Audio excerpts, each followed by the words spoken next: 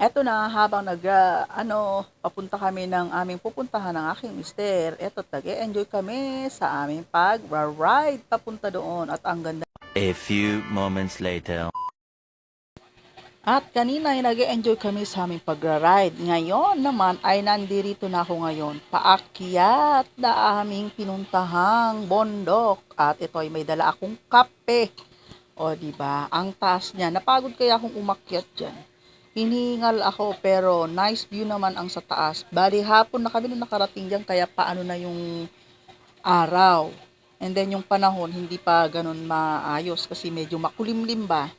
Yun ang panahon niya that time. O, di ba? At eto na nga, 'di ba? Umakyat ang lola nyo. Ayan, hiningal-hingal. May dalang kape yan. Yun nga yung kanina pinakita ko sa inyo, yung kape. O, 'di ba? Yan ang view namin to sa baba. Ayan, hindi ko lang pinakita pero yan ang view sa baba.